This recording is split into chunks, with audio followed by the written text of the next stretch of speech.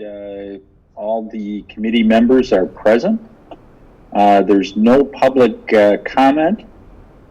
So should we go right to the budget? We have to approve the agenda. I'd like to move approval of the agenda. Second. All in favor? Aye. Okay, now we can go to the 2019-2020 budget.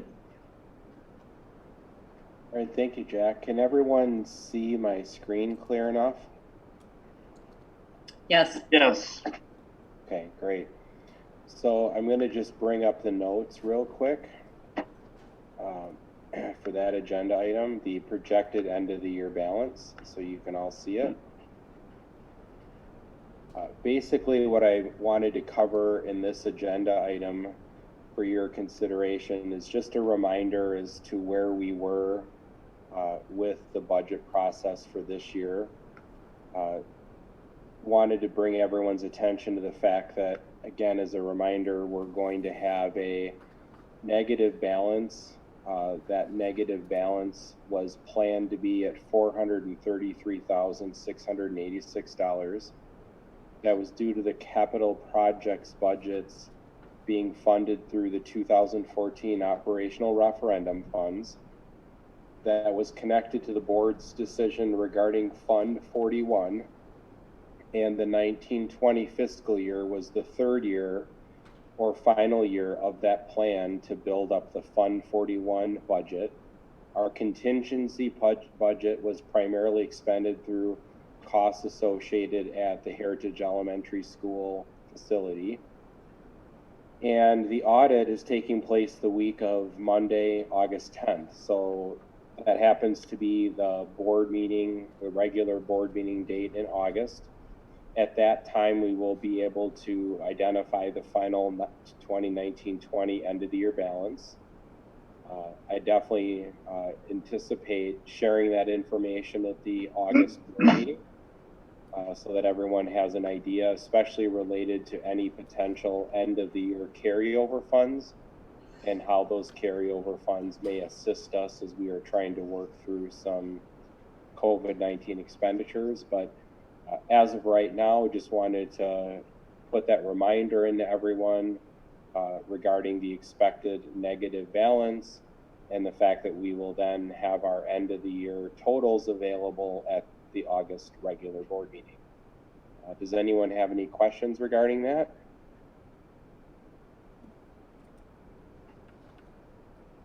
Any questions, comments? Nope, I'm good. No, good. Let's continue on. Okay, I'm going to bring up the third draft of the budget on my screen. And just as a reminder, based on a request from the board members a couple years ago, we're highlighting anything that has changed between drafts of the budget in yellow, so that it's easy for you to find. I know as board members, you see multiple versions of these drafts, but just keep in mind that at any time, you can draw your attention to the highlighted areas, which would be the areas that have changed between one version and the next. On the cover page of this document, again, is what I consider to be a big picture reminder that we're currently operating under the provisions of the 2019-2021 state budget.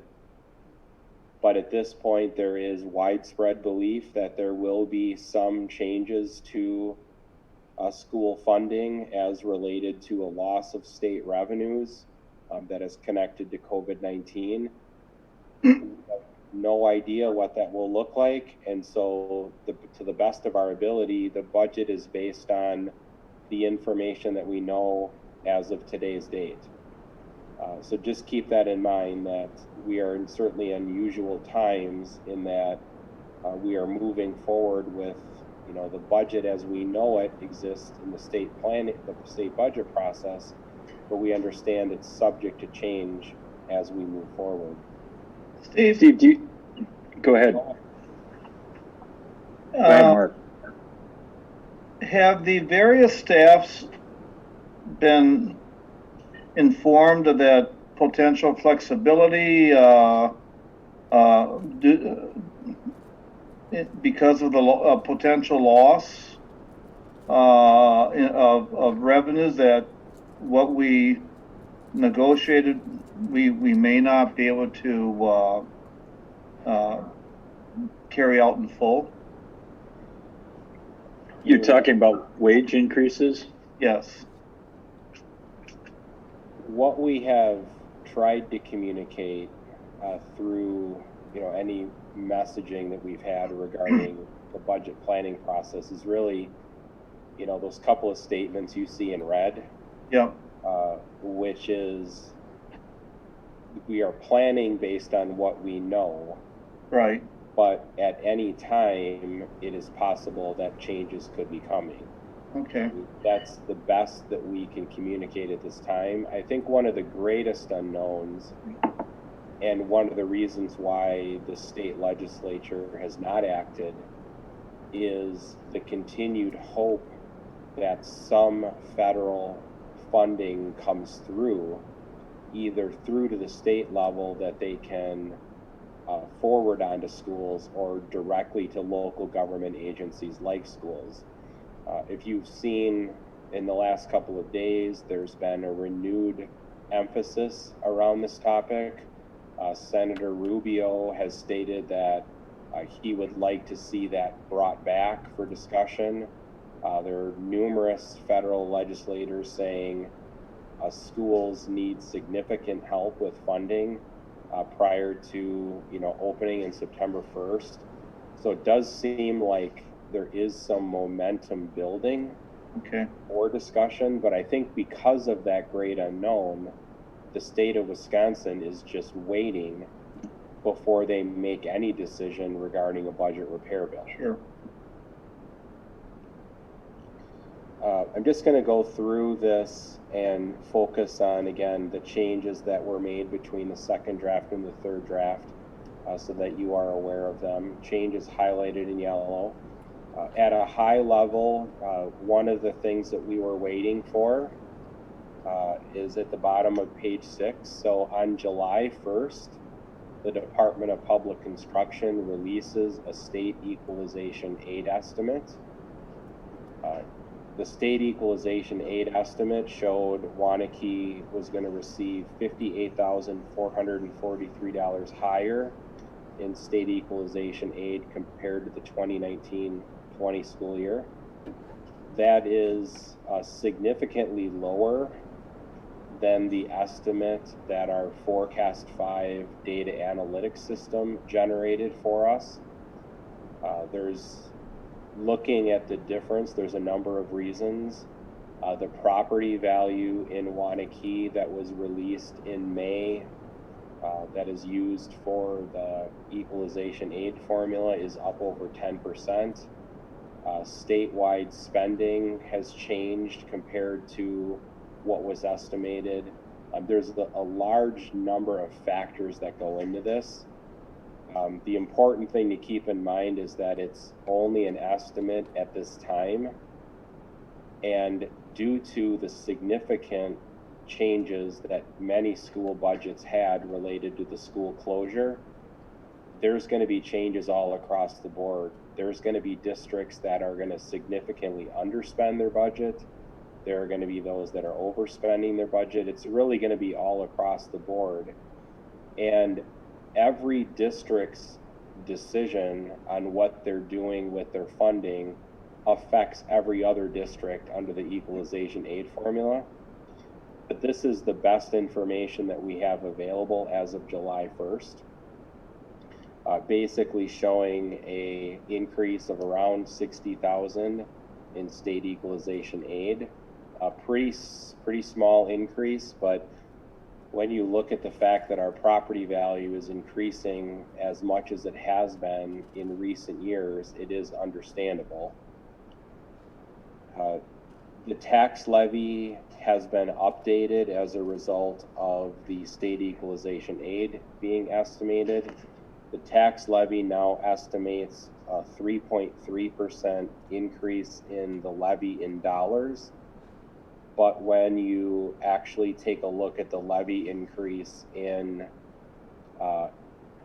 property value, we're going to have a significantly higher property value increase than what's reflected in this estimate, meaning it's very likely that the tax rate itself will decline. If you can recall, last fall, the budget committee spent a lot of time looking at the tax rate and the fact that the tax rate was declining as a result of property value increases in our community. That same discussion should take place this fall, once we get that information. So these are all estimates as of right now, but as we continue to move forward towards the fall, we just know that the actual information will become available as we move through the budget process. But this document has been updated to reflect the most recent information released by the DPI. A couple other changes just to note. I'm going to keep moving through this document. We now know some of the 2020-2021 grants. So those grants are highlighted for your consideration. Title I, Title II, federal flow-through, various grants that we now know what those grants are going to be. The summer school budgets have been updated based on the activity for the summer of 2020. Minor change to the salary line, which I'll talk about on the... Hey, Steve, just coming back to that summer school fees, you got $23.75, and then it went up to $20. Is that just because it goes over a fiscal year, or why did that change like that? The major reason for the change is the change in the way the Camp Invention program is running. The Camp Invention program is a summer school program that's unique in that the fees come through the district, and then we are billed back by the Camp Invention program. So the increase in the revenues here is to reflect the practice that we have with the Camp Invention program, which is a program that has generated significant additional FTE for the district. So there's increases on the fee end, but we also then turn around and pay this money back to the Camp Invention program. Mm-hmm. A couple other things just to note, very minor changes on the expenditure end. The summer school budget again was updated to reflect the activity for the summer.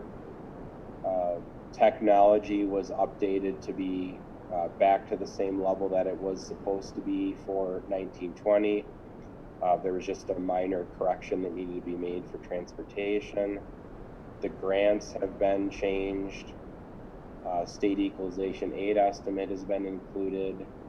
On the positions end, the board approved the administrative restructuring plan at the June board meeting. So those changes were now incorporated into this page of the budget. They're not new because they were approved last month. They've just been incorporated into page 13. So you just see them included in this document. Fund 21, this is the fund that includes building and department-based grants and donations and fundraised activity. And then Fund 27, the grants, the federal grants, the flow through in the preschool have been updated based on information we've been provided. And then there's just a couple more changes later on in the document related to Fund 50. So we've updated Fund 50, our food service fund, based on the budget that's been approved and the fees that have been approved for the 2020 2021 school year. That budget does include a projected profit of $50,872. Again, that is based on a traditional school year, which will remain to be seen, but that's the plan for the food service budget. And then in Fund 80, Steve, just coming to the food service, if we open up, are we going to be able to provide food service? So next Monday night, we do have some initial slides regarding food service. Food service is one of those support services that really trails the decision-making process in education. But generally speaking, the best practice that's being discussed nationally is, at least at the K through 6 level, is providing meal service in the classroom rather than through the cafeterias, which is a pretty manageable thing to do.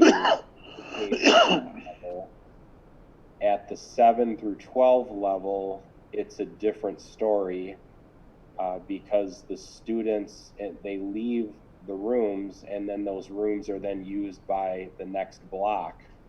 And so we are going to have to spend some time talking through the 7 through 12 piece of this, because it is definitely much more complicated than the K through 6. Right. The intention would be to provide food services. But what that will look like is going to have to be a decision made after the educational model is finalized. But So yes, this could change quite a bit. Yes. Depending upon. Okay. Fund 80, a couple of changes that we have included in the Fund 80 budget. A couple of them are the summer science camp program is not taking place, so those budgets have been changed to 0. And then the community ed program, on the fee revenue, we are expecting a reduction in participation, especially this summer, where we're not offering our traditional community ed programs.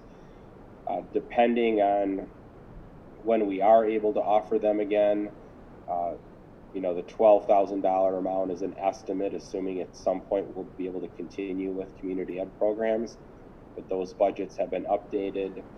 I would describe the changes between the second draft of the budget and the third draft of the budget as pretty minimal.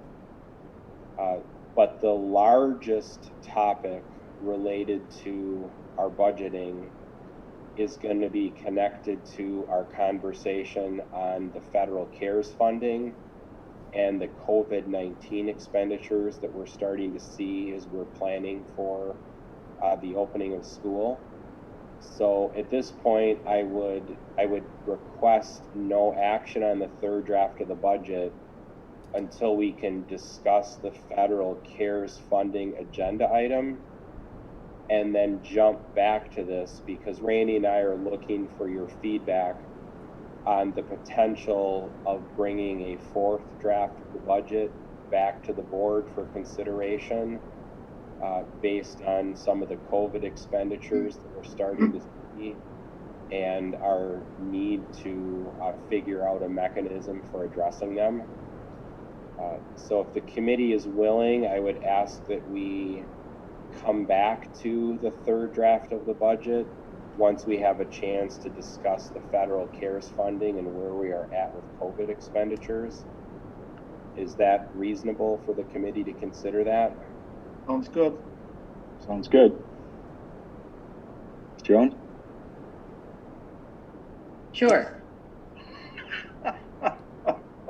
Okay, then we're going to jump into technology for a moment.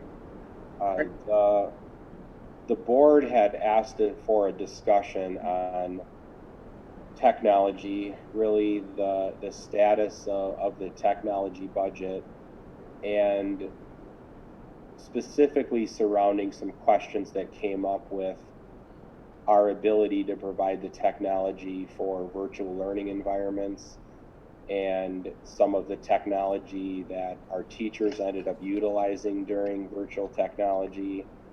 And we wanted to have an opportunity for Herb to, and I know I saw Sherry was on the call as well, or on the Zoom as well, for Sherry and Herb to talk about the large expenditures that they have planned for this summer, where they're at with Chromebook purchases, and some of the planning that's currently taking place for both alternative educational models as well as if we need to end up in a virtual environment.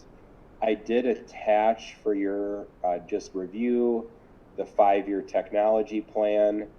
It's just a reference point. It's not necessarily something we have to go through, but if there's any questions about, why we've been planning to do what we've been doing, we can certainly reference that longer term, planning document.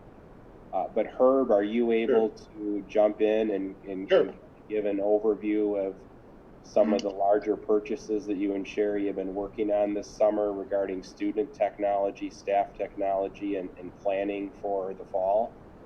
Yep, certainly. Can you hear me? Yep. Yes. Okay. So our summer we went into it thinking it was going to be normal summer. It's not a normal summer. Some of the purchases are fairly normal, but we're planning for some that are out of the extraordinary, really. So we have a purchase plan, and granted, there are, it's very fluid. It can change at any minute. But with the students, we would normally, in the 5-year plan, we've been buying Chromebooks for the 5th, 7th, and 9th graders. And if you remember back, Chromebooks for the 9th graders were on the state program. If you remember, a few years back, we would be reimbursed for those. We only got 1 year of reimbursement, and then that program went away. So we kind of were all in at that point, so we couldn't reverse course. We had to continue to buy for 9th graders, but our reimbursement, as far as my budget went, took a $40,000 to $45,000 hit. So with that in mind, we've set it up so that this year we're buying Chromebooks for 5th graders, some for 7th graders, and the 9th grade class. Next year, we will only buy for 5th graders and 9th graders. And when a 5th grader gets his Chromebook, he'll use it 5th, 6th, 7th, and 8th grade. During those 4 years, that student will get the use of that Chromebook, and we will then have them turn it in, and they'll get a new one as a 9th grader. They'll take that, use that from their 9th grade, 10th grade, 11th, and 12th grade year. That's we've positioned ourselves with the 5-year plan to be in that position, so we really are in good shape there, even though we don't get the $40,000 to $45,000 reimbursement from the state any longer. So that purchase has been made and is ready to go. As a matter of fact, we're waiting for them to come in so that we can get them ready and distribute those when the students come. As far as some of the other things with my budget, they're still up in the air, and we had to do a lot of end of the year budgeting, and Sherry, you can jump in here anytime because you did most of this. But when we went to the Learning at Home program, we bought Seesaw, we bought Zoom, we purchased a number of other softwares that were not in my budget for the 1920. So when we look at where we're at and where we're going to be moving to, a lot of those software programs we're going to have to keep in place because of the unknown of what the 2021 school year looks like. Now, I was supposed to go into a webinar today to talk about or listen to what's happening with the CARES funds. They had technical difficulties, so I wasn't able to hear a lot of it, but what I gather is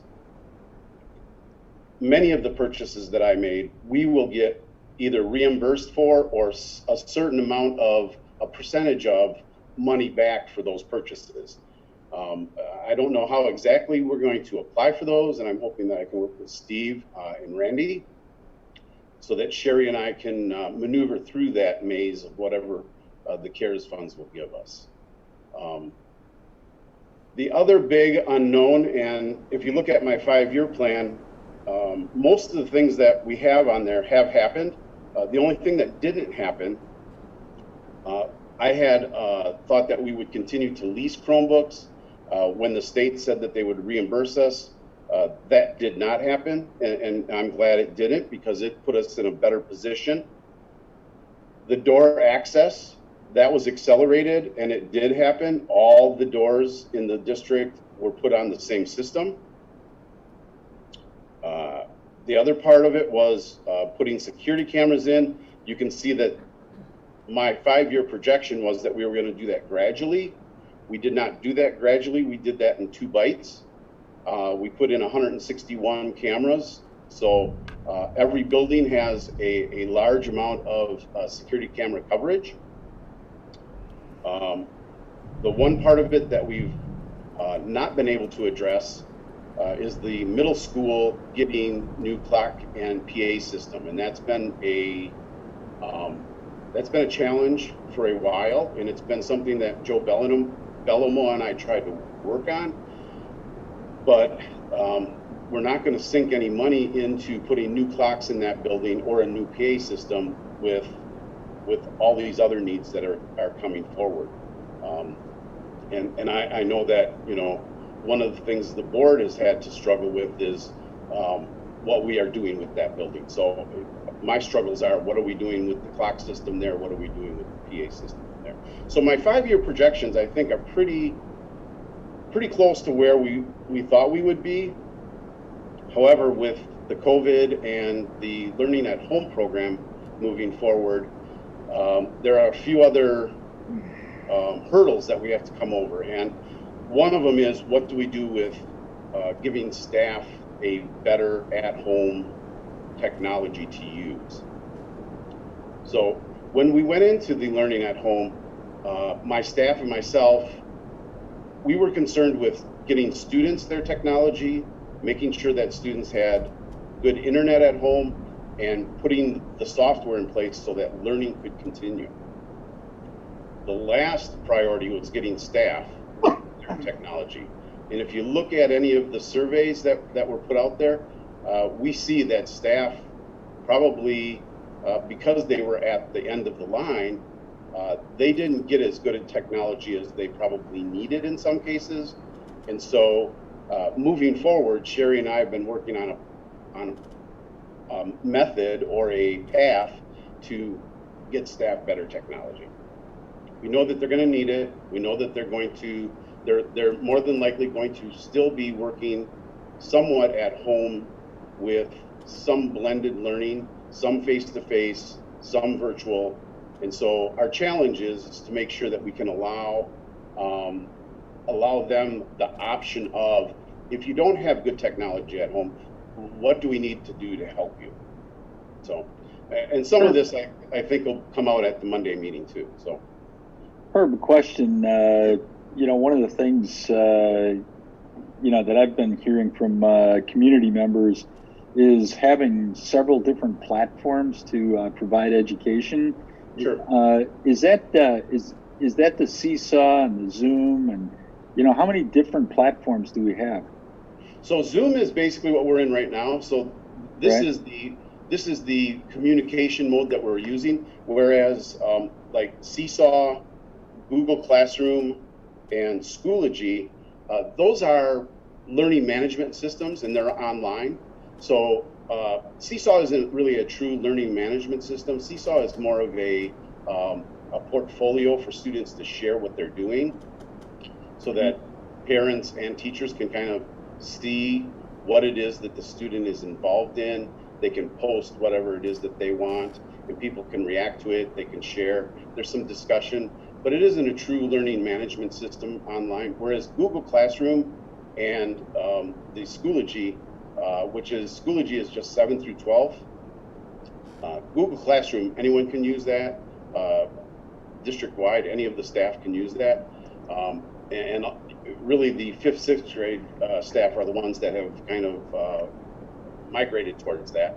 But yeah, we have those 3 platforms because they really do they kind of are in the slots of the different grade levels. So Seesaw is really an elementary tool, and Schoology is more for the higher grades. So we've had those in place. Schoology has been in place for 2 years now. I'm glad that we had that in place because I think it made that transition much easier. Herb, what kind of device do you need to use Seesaw? Can it be done on an iPad, or do you need a Chromebook or laptop? Seesaw can be done on any device. It can be even done on a phone. And how are we situated to ensure that our K4 learners have the devices they need if we need to go virtual? That's a good question.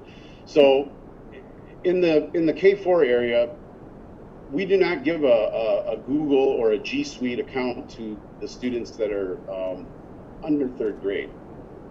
So in third and fourth grade, they get a Google account. A third grader gets it just so that they can experience what it's going to be like to be a fourth grader. So they really don't get a lot of experience in the G Suite.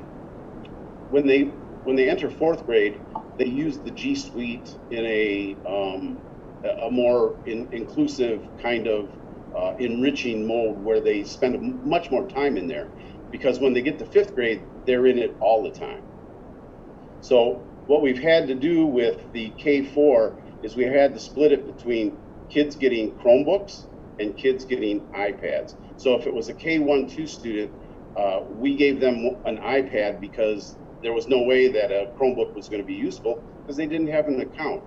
And moving forward, what we have to do is we have to make sure that the third and fourth graders that got a Chromebook, they are going to have to be given either a new Chromebook or an upgraded Chromebook. Many of those students ended up getting some of the older Chromebooks also. So it's that is another one of the hurdles that we have to overcome moving into the next school year. 5th through 12th grade, they all had their own because we're 1-to-1. So a 5th grader had his own Chromebook. He just never took it home until we went to the Learning at Home program. Then he had to take it home, he or she. So is there a problem giving a first or second grader a Gmail account or G account? What's the challenge there? So, number one, Google has in their contract that we wouldn't do that. There's certain COPA rules that we, Children's Online Protection Act. Any student that's under the age of 13, we have to protect from having certain accounts that will allow personal information to be put out on the internet. Okay. So we give them the third graders. They have an email account, but nobody knows they have an email account. It is walled in. They can only email their teacher. Fourth grade, same thing. But then now we start getting the 5th and 6th grade, they can email their classmates. 6th grade, the same thing. As soon as they get beyond that 13-year-old age, then we can open their accounts up a little bit more because they're no longer under the COPA rules. Mm-hmm. So how did staff communicate with our K first and second grade students? Yeah, so they could still do Zoom meetings and or some of the meets, like the Google Meets, even though they didn't have an account, the parents could sign them in. It was a challenge. I will not shy away from that. It was a challenge for those teachers, and we really need to figure that out. We need to figure that out for this coming school year. There was some communication, but as a whole, I would say the K4 people had a lot of struggles.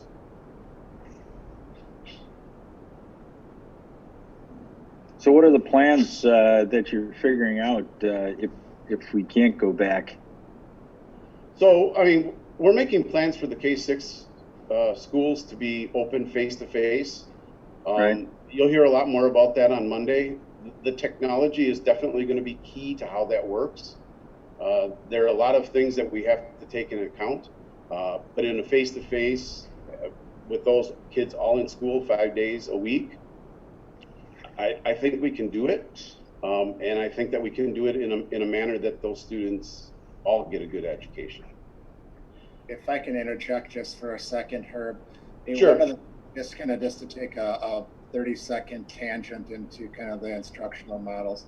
I mean, obviously we're looking at an in-person model. There's a couple different deviations off of that we'll talk about on Monday. There's a hybrid model, then there's a virtual model. And then there's also going to have to be, because there are some families that are going to choose a virtual model regardless of what we do. So we know we have to figure some of those things out. So some of the things I know that the curriculum staff have been working on is kind of trying to define what those models are, and then what equipment, what technology, what anything do we need in order to make those run. The piece that Herb just said is we're trying to figure out, can we be creative with use of space with classrooms and satellite classrooms, particularly at the K-6 level, where you use technology like we're doing right now in order to have a teacher teach, but potentially have part of the classroom in another room where we could at least have live production happening, and then some flipping between the teacher and the kids, so that all the kids get to be with their homeroom teacher. That is right now a piece that's very tentative, because our limiting factor is staffing. So that's a piece that you're going to hear a lot more about on Monday, or you'll hear some more about on Monday, but we have a lot more work to figure out if that's possible.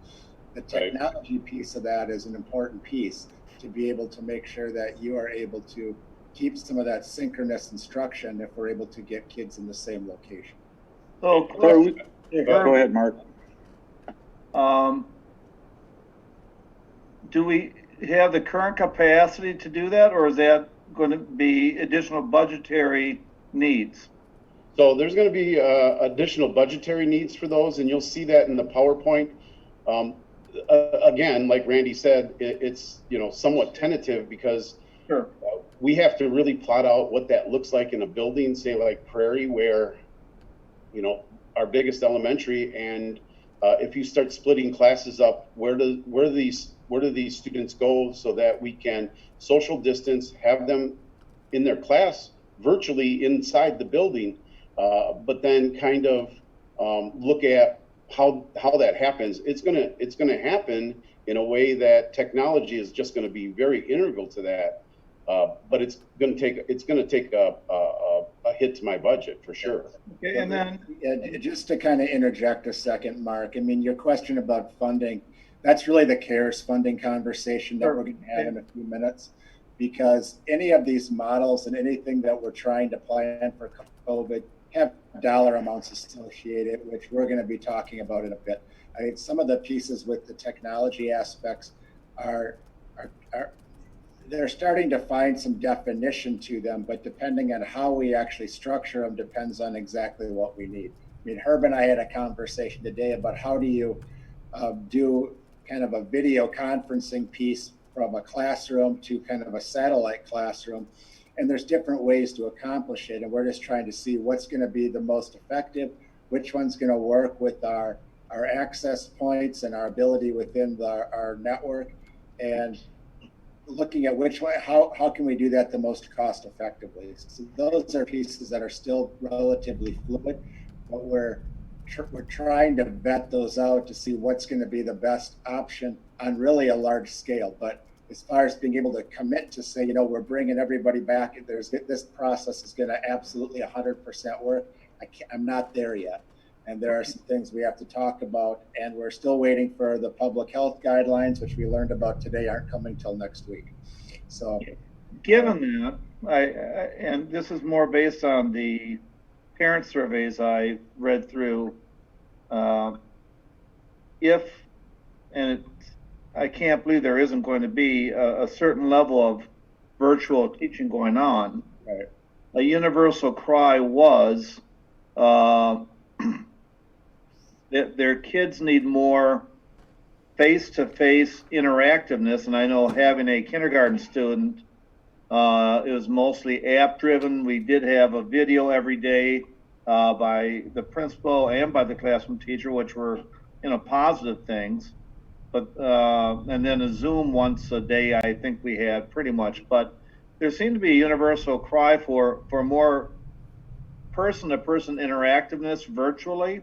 Right. My question isn't, do we have to buy more equipment? It's just, since we do have Herb here, it does help me understand better. Sure. Does our current system have the capacity to increase that, or is that where more equipment's going to be needed? I think more equipment's going to be needed in most cases.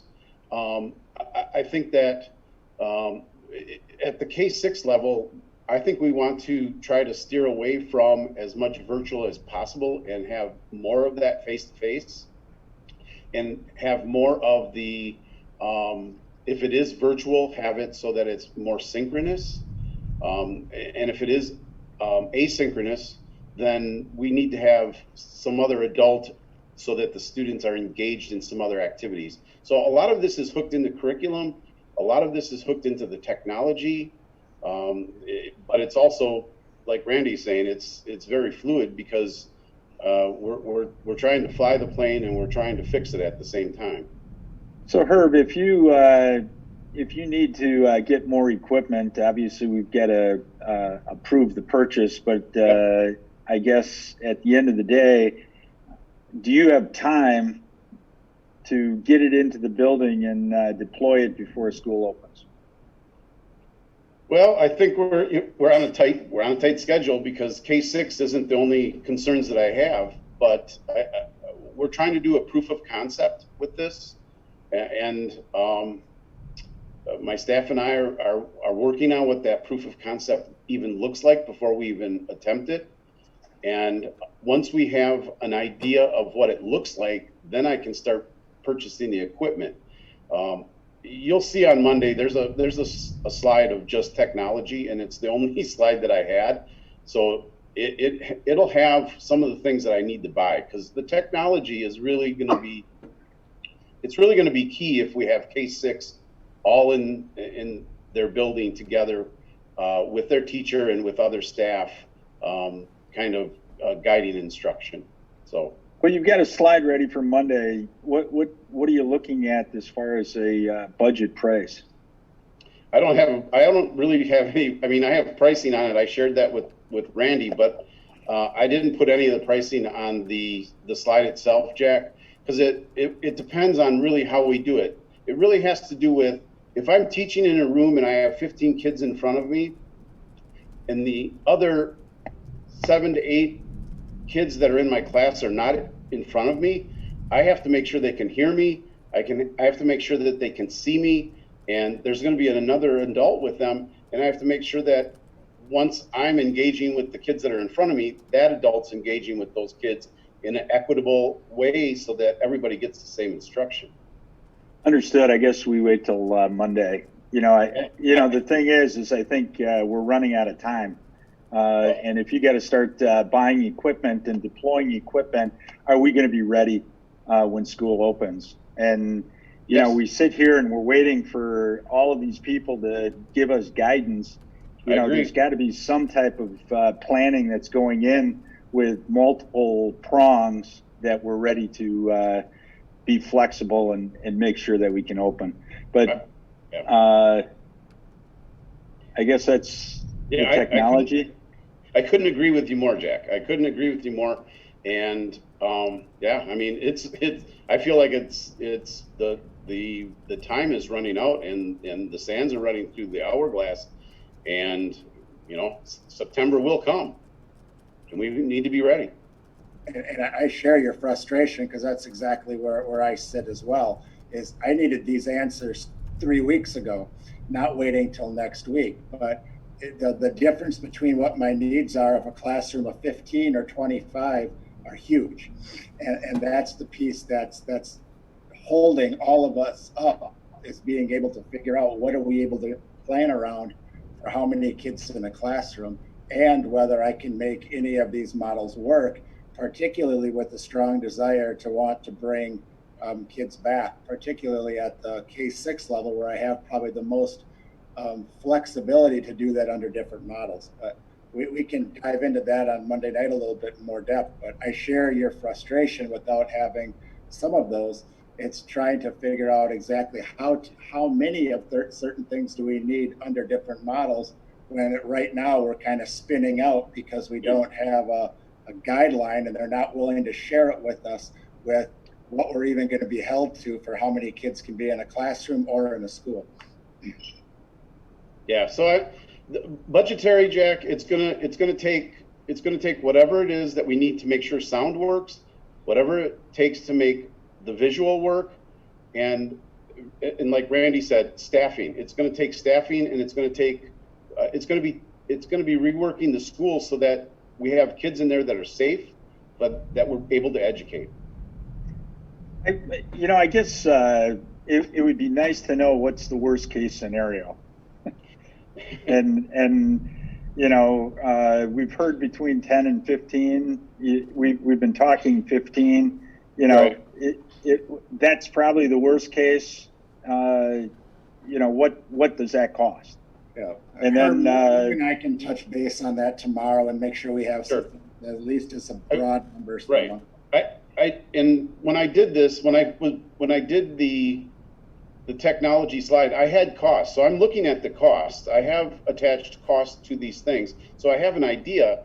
It's how many of them do I need? And we won't know until we know what the number is that we can divide up, and how many of these satellite classrooms are we going to have.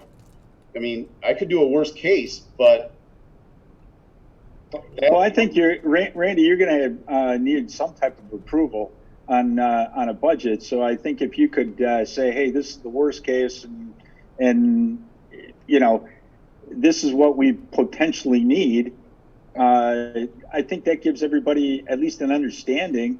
And if you don't need it all, don't spend it all. Right. And we're going to get into this in a little bit in a few minutes, but I mean, as far as some of the satellite classrooms, yeah, there's not a definition actually how many of those we have or need, based on just trying to figure out how they can staff.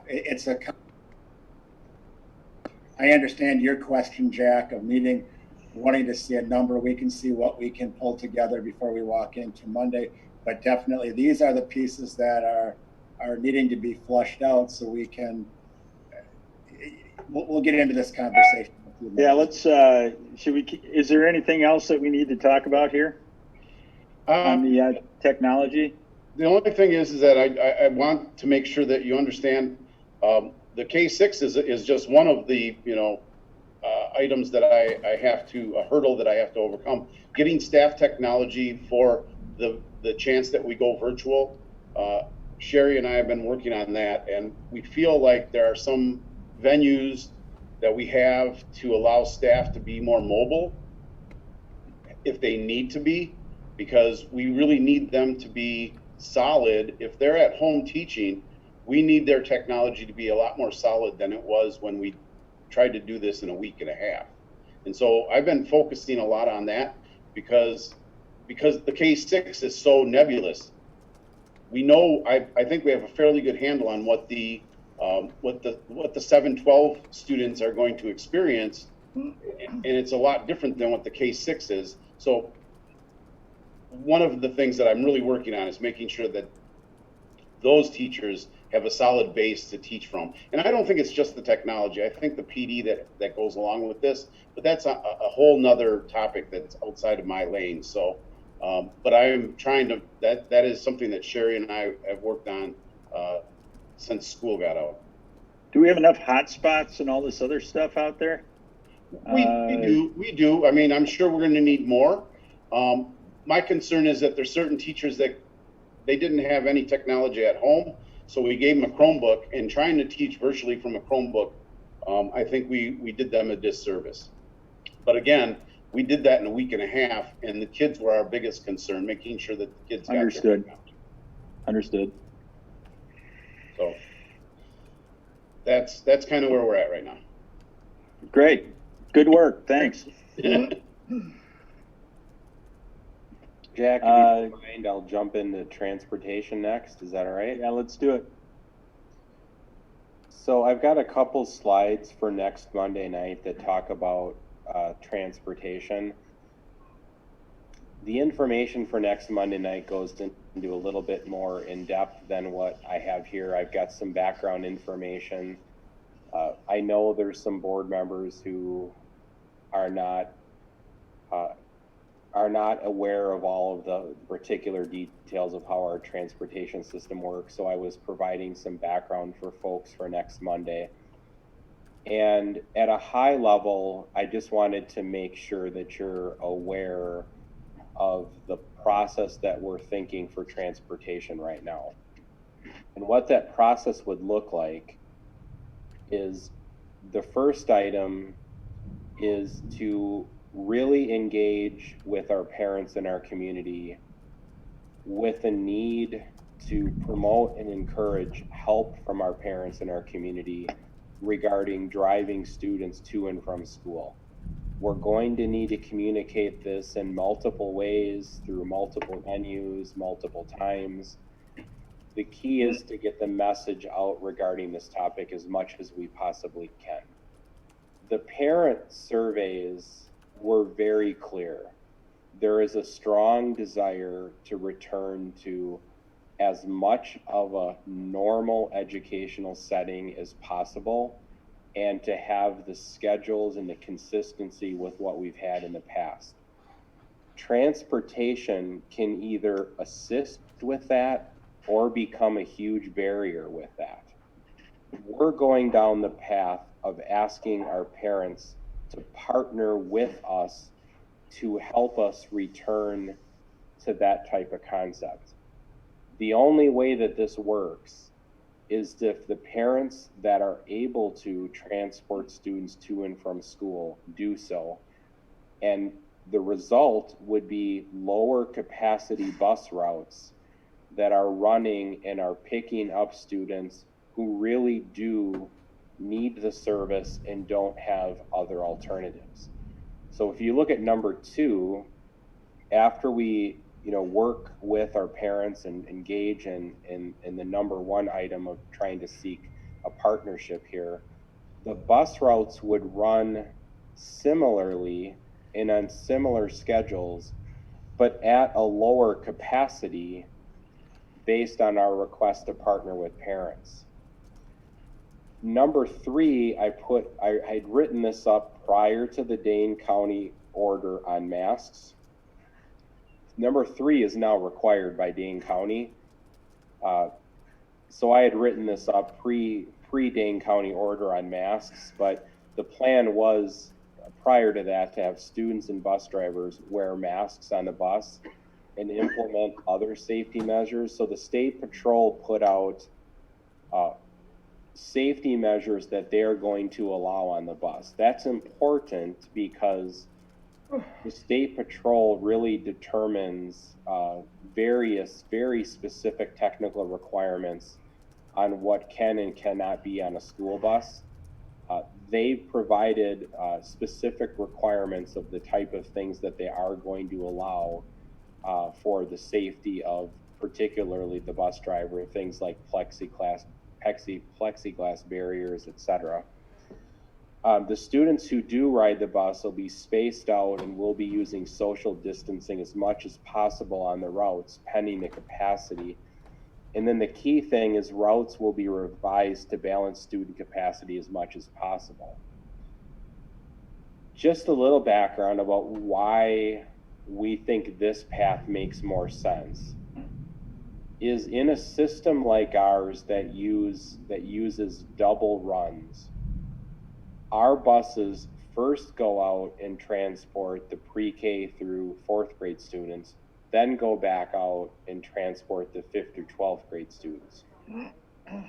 We don't have the ability to complete multiple bus runs of the pre-K through 4 students without significantly altering the schedules of the 3 schools in the 5th through 12th grade buildings.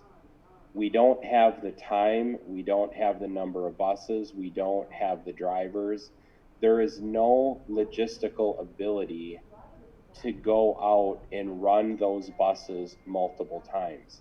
In addition, that would result in a significant educational impact for classroom teachers if students are arriving in multiple increments of, let's say, 30 to 45 minutes as the day begins and the day ends.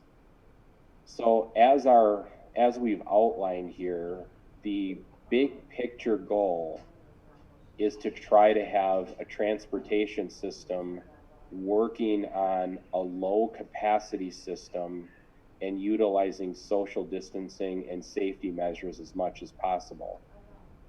Will we know if this works? It's going to depend on what we see with the online registrations. We're using a new online registration system. We will be asking the question about whether or not our parents can partner with us and provide transportation for their students to school. But I will say that transportation is a critical piece in either becoming a barrier to us returning to a normal schedule and process at school, or assisting us in being able to do so. And there's just two entirely different paths that can be taken here. But at a high level, we're really interested in knowing from the committee members, do you feel we're on the right path with what we have laid out here for transportation? Or do you feel that our planning process needs to be significantly altered? What do you think, Mark? You know, it's very sensible. I think it's very, it's probably the only way to do it. My concern are each of the buildings, as part of this process, examining the drop-off system they're using and looking to possibly modify it, recognizing that the number of drop-offs will increase significantly with this concept. I look at the quagmire at Heritage as an example, and you know, they may need to look at 2 drop-off zones. I don't know what the possibilities are at other schools, but that was my only concern, is the high amount of traffic as we ask parents to do this. And so I think we need to have a plan in place and not say, oh my God, look at the quagmire we have. That's got to be part of the process, I think. Yep, great point, Mark. Thanks for sharing that. Joan, what are your feelings? I like the plan. As I read through the transportation survey comments, I feel that we have a great number of community members that are willing to do transportation. You know, it looked like close to 50% are willing to transport. I don't know how that breaks down in numbers, what percent we need to transport to get it down to a socially distant number on a bus route. But I do feel that our parents will partner with us. That's the sense I get when I talk to people. I think that this all makes sense, and I think that they will be on board to help us. I agree with this. We're definitely going to need some help because we really don't have the buses and the equipment to put small numbers and get them all to school on time. But just to echo Mark's, if we've got all this traffic with single cars dropping people off, you know, what kind of traffic flow and congestion problem are we creating? Yeah. You know, that's probably a key right there. Yeah, I mean, those are great. Might need somebody out there to just keep cars moving, get kids out of the car and keep moving. Yeah, we definitely are going to have to increase our organization around the parent drop-off piece. Yes. We certainly do have a very, I would say, significant amount of parent drop-off in the first place. The increase in the parent drop-off in this partnership scenario would be significant, where we're going to have to, in some cases, look for second and third options. And like you said, whether it's additional adults, the crossing guard type role, some help from paraeducators, keeping the flow of traffic moving, maybe some drop-off locations we've not considered in the past. We definitely are going to have to be taking a close look at that. Looking at some potential time options is all going to have to be on the drawing board. Yeah. We definitely wanted to get your feedback. We do feel like at a high level, what we are sketching out here is consistent with the survey results from our parents and what we are seeing. And it's also probably consistent with the reality of the situation. Lamers is currently surveying the drivers, the current driver roster. They are recruiting more drivers, putting more people through the training. But the reality of it is, this is the most significantly at-risk group that we have in school districts. There are numerous bus drivers in the 60 to 70-year-old age group. And if any of them decide to not return to work, we are going to have a difficult time replacing them. So there are some realities regarding bus transportation that's going to exist for every district, whether that is related to staffing, whether it's related to equipment, or whether it's related to scheduling. And it's just going to be something that we're going to have to work through really carefully. But we do appreciate your feedback, and at a high level, what we're hearing from you is we're moving down the right direction, at least as far as our planning process here.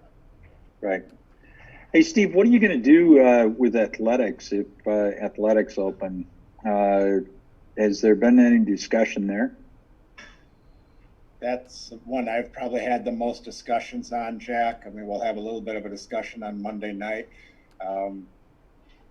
Part of the guidelines, the challenge we have with the athletics right now is that we have very strict guidelines around things in Dane County, but certainly our teams play outside of our county. So that's a conversation that we still need to have with, be something we'll be talking about at a high level with on Monday night. And then also wanting to bring the co-curricular committee together to meet before the end of the month when we come together again. And that's a piece that I feel is going to get driven to us as at a local level, and there's not going to be necessarily a strong guiding principle coming from a state level. And I think what we're going to get from public health is basically guidelines that are going to either allow certain things to happen or not. Under the current scenarios, the only things that really are allowed, I would say, are golf, tennis, and cross country.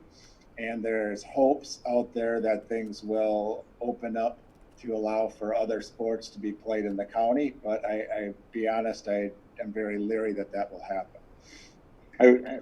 My question was, as far as transportation, right now we want to get everybody on the bus, take them to the meet. Are we going to allow parents to take athletes to meets as well? Yeah, that's a conversation I think Aaron has brought up, as far as we've always had a piece where people had to ride the bus to a meet, but parents could sign off to bring them home. Right. If we're going to have any competitions that were taking place, particularly where travel was involved, that may be a piece we want to discuss. Yep. Okay. Anything else on this topic, or any other comments, Mark or Joan? No. Move forward. Yeah, I'll provide some background on the soccer conversation, but I just want to, since my screen is up right now, Randy, can you share if any of the soccer coaches or members of the fundraising team are on the Zoom call as well? They all are. I think I see Tara. Who else do I have? Dave. Sherry's here. Dave. Yep, I'm here. Dave's here. Yep. And then we Okay. have folks from Rattler as well. So yes, you do, Steve. Go ahead. Okay, great, thank you. So with the soccer field project, I shared with the members of the budget committee the minutes that exist from the February regular board meeting and the March regular board meeting as far as action that was taken by the school board, as well as we've got information that talks about where we are today. So we have to go back and just set the stage a bit with where we are today and where we were and what actions were taken in the months of February and March. With the minutes that I sent out to the members of the committee, I included the minutes from the action that took place in February. And as a reminder, at the February school board meeting, there was a recommendation from the budget committee for the district to step in and fund the difference between the pledges and the cash on hand for the soccer field project through the use of what's called a Fund 38 borrowing. A Fund 38 borrowing is inside of the revenue limit formula, but was going to be paid back by the pledges as they were paid towards WAIF and then back to the district over time. That motion passed 6-1. So as of the February board meeting, there was an understanding that as these bids were coming back in March, there would be a Fund 38 loan issued, and that loan would cover the difference between pledges and cash. At the February board meeting, Randy was requested to provide quite a bit of information regarding the soccer field project. If you go back and look at the meeting, his notes included a significant amount of information on both the project itself, the bids that had come in, and where the fundraising team was at. So there was a significant amount of meeting or information provided in March. The approval in March did not include the scope of both the field and the team center. So the scope changed between the discussion in February and the approval in March. The approval in March was the field project, the turf project, the Astroturf, as well as the optional items that were brought forward were approved by the board as funds became available. And the board did direct that if there were changes in the plan, those changes needed to come back. So you had a chance to look at those minutes between February and March. But one of the things that caused some confusion between February and March was regarding the fact of the pledges and cash and the district contribution towards the project, in addition to funding the difference between the cash on hand and pledges. Randy provided information in March that clearly identified the status of the fundraising as of the March board meeting, as well as the anticipated status of the fundraising as of June 1st. So if you go back and you take a look at the notes that Randy had in March, it indicated an expected cash balance, I think off the top of my head, of like 501, and anticipated total pledges of, I think, around 775, somewhere in that range. So obviously, at that point, both the cash and the pledges were in a strong position, considering that we were not moving forward with the team center at that time. Obviously, after March, the COVID school closure took place and COVID impacted businesses in the community at large. The conversion of pledges to cash is a little bit behind what was identified or projected in the month of March. In this board book agenda item, you will see an updated report on where it is at. The pledges are higher than what was presented in March. So if you take a look at the financial report, the pledges are in a strong position. The collection of the pledges and converting it to cash is behind what was anticipated when the project was approved in March. So keep in mind kind of the history as you get to the issue at hand right now. So the issue at hand right now is, as the project has, there are additional items that are in front of us for consideration for approval, but there is a lack of clarity going back to the discussion that took place in February as to whether or not the district would step in and support the difference between the pledges and cash. Randy and I have been interpreting the board's decision from March as we need to have the cash in hand prior to approving any additional expenditures. However, it is fair to say that someone could look at the March action and could have the February action and could have come out of the February board meeting with the understanding that the difference between the pledges and the cash would at least be covered by the district on a short-term basis. Because of that topic, we are coming back to the budget committee tonight to have a discussion on, as a board member, what is your viewpoint on this topic? What is your viewpoint from the February board meeting compared to the March board meeting? And really the conversation surrounding, does cash have to be in the bank before any additional components of the project are approved? Or as a board member, are you willing to say, we will consider some of these additional components because the pledges are there, and we will collect the funds over a period of time?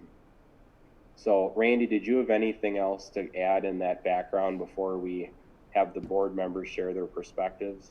No, I think that's accurate. I appreciate you walking through kind of the background there. I think that what's bringing this forward, obviously, as Steve said, is Steve and I have held to not adding anything else to this project, given kind of where the financial picture is, and looking at the additions and just feeling like that there was not authority at our March meeting to move forward with that.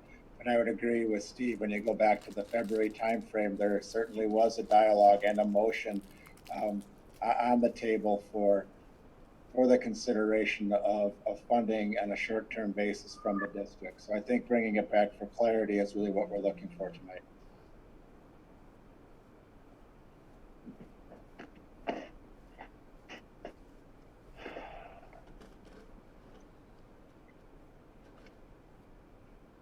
So I think at this point, I'd like to turn it over to the school board members to share your perspective of really, the February motion that was passed by the board, the March motion that was passed by the board, and your perspective regarding, this project and the difference between cash and pledges.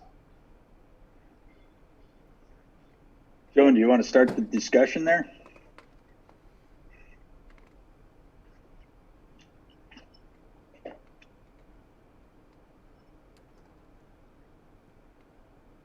Joan, you're on mute. Unmute. Thank you. So a couple questions.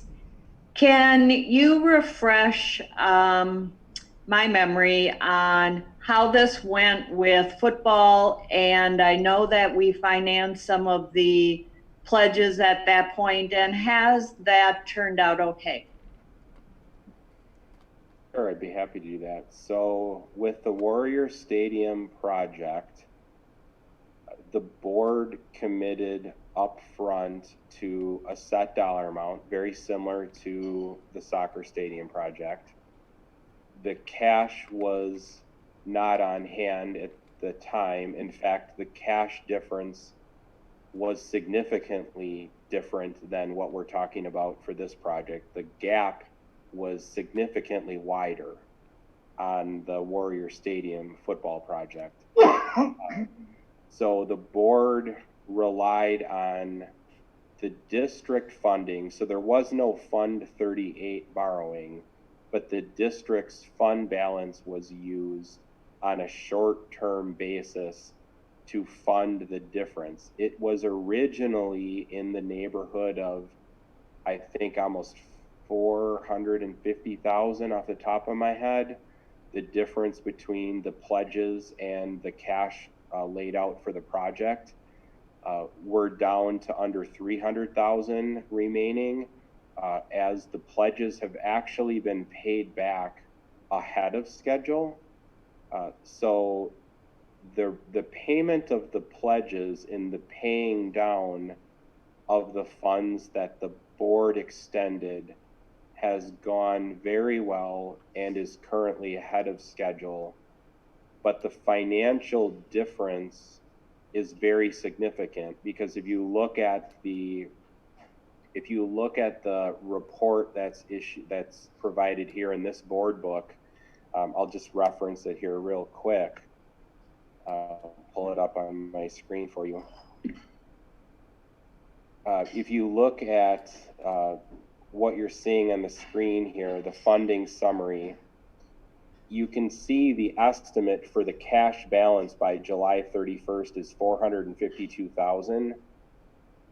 If we don't add anything to the scope of this project and the contingency remains as it is, which is it has not been utilized, we're within 25,000 of the anticipated cash balance by July 31st. And in fact, because the final bills won't likely be paid until September, there may not even be a cash gap by the time we get to paying the final bills. So as you look at this portion of the funding summary, it's definitely a different situation than Warrior Stadium, because the cash to pledge gap is very small, but there still is a gap, which is why we're having that conversation, because Randy and I both agreed that when we looked at the March board action, we don't feel we have the authority without further input from the board members to approve anything beyond what the cash balance shows. But it is close. It's very close. I'm not sure, given where we are with financing, understanding where we are with COVID and all the expenses that we have coming up that are unknown. I'm not sure that I would support. You know, we committed to this, and it was my understanding that we had the cash in the bank so that we could complete the field. And all the other stuff, the optional stuff, we'd have to have cash in the bank to move those things forward. Steve, is Fund 38, would that be money from our accounts, or is that borrowed money that we would do as a district that would fund this gap? Great question. So Fund 38 is borrowed money. So when you're talking about a gap as small as what exists here, Fund 38 really would not make much sense. it would have made sense if the total scope of this project also included the team center. So if the whole thing was approved in March and we were looking at a gap of, let's just say, $500,000, going to borrow $500,000 through a Fund 38, let's just call it a 10-year loan, and having the pledges pay that back over the 10 years would have been a very reasonable approach to take. But given the way that the change occurred in the project scope between February and March, Fund 38 really didn't come forward at that March board meeting because it really wasn't an option that made a lot of sense given that gap was so small. And the other thing that I just wanted to, I don't want to get too technical on the accounting end here, but the way that this works is that the district's Fund 41 will be paying the district's portion of this project. Fund 41 is a separate bank account that is will be drawn down to utilize the funds as the bills come in against what the board approved towards this project. Fund 21 is the fund that is used for gifts and donations. So the fundraiser's portion of this project will be expensed in Fund 21, and we will then tap into the Waunakee Area Education Foundation to reimburse Fund 21 as those expenditures occur. As of right now, what would happen is when we get to the end of the project, as you see the numbers on the left-hand side, that talks about the current cash with WAIF, with Waunakee, the pledges expected to be collected, and then the projected cash balance. What would occur is there might be a small negative cash balance in the Fund 21 fund, depending on where this ends up. Let's call it around September 15th or September 30th when those final bills are paid. But this portion of the project that you're seeing on the screen would really be handled through our Fund 21 accounts in the district until the funds are reimbursed. Another perfect example of this is the baseball field work.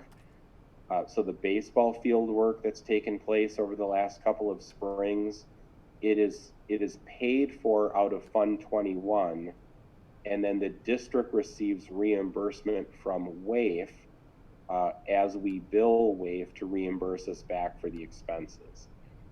So this is a separate situation than the district's main fund, Fund 10, which is used to pay for operational expenses, because this would be split between Fund 41 and Fund 21. And I think I actually did get too technical on you there, but wanted to give you that background.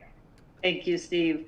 Knowing that it isn't going to come out of our operational budget, I would support helping with this gap. I feel that this group, I mean, they've raised $800,000 for the good of our district and our community, and I would love to help them out so they can finish up this project. It's looking fabulous, and I definitely would support helping them with that gap.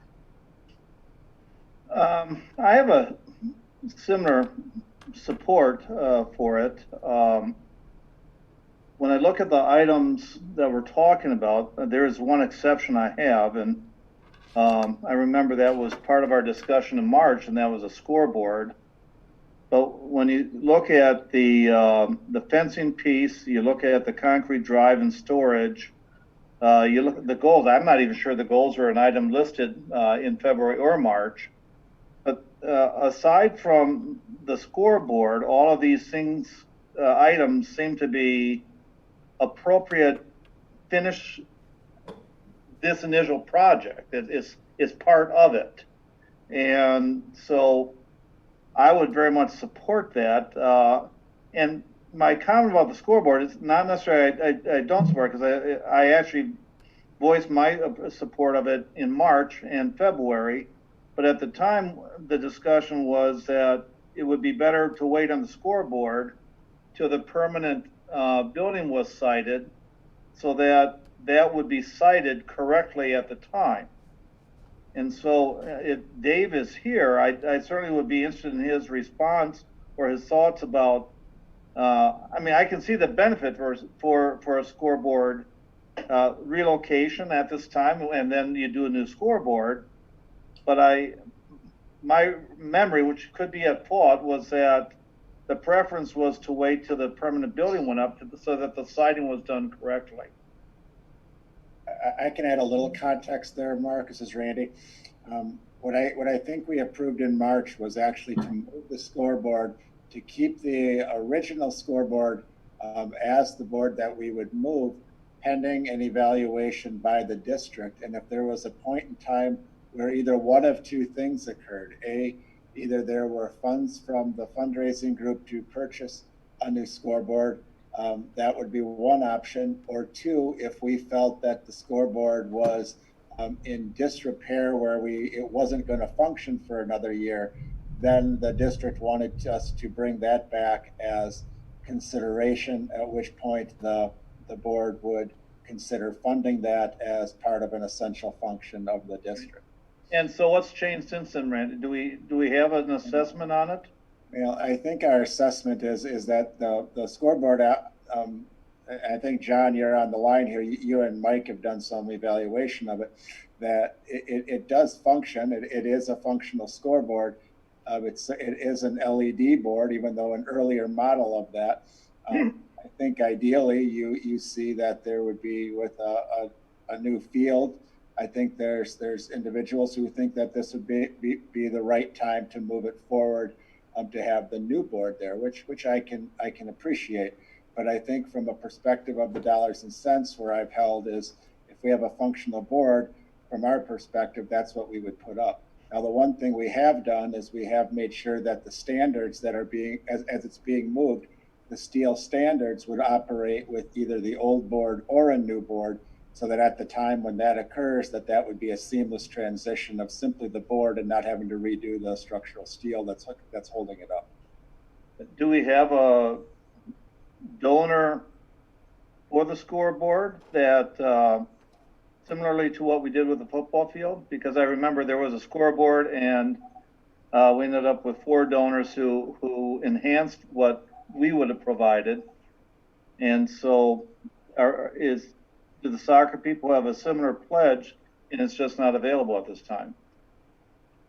I believe, and I can let Tara or Dave fill in the blanks here, I believe that they have some advertising that would go up on advertising panels around the board, whether it be the old one or the new one, but there weren't specifically dollars designated just for the board. Yeah, and Randy, I can add to that. So I think it's a little bit different in the football, since we weren't looking at going to the next level from a video board, looking at just replacement to what would be the next natural kind of generation for the type of scoreboard. So, we really haven't gone out and asked anyone to specifically sponsor a new scoreboard per se, but, with the contributions from Summit Bank, which is coming in at $75,000 to the program. We're talking to TDS. We're also talking, again, to Waunakee Community Bank. There's interest in being able to have their placard, on the scoreboard. But, Mark, we haven't done anything specific like football did in seeking sponsorships specifically for the scoreboard, because it's not really the same type of I guess scoreboard type that we're looking for. All right, but that's included then. So what we're looking at, the scoreboard, just like the others, it's a loan that would be replaced through pledges at some point. And the total is $47,000 with the scoreboard.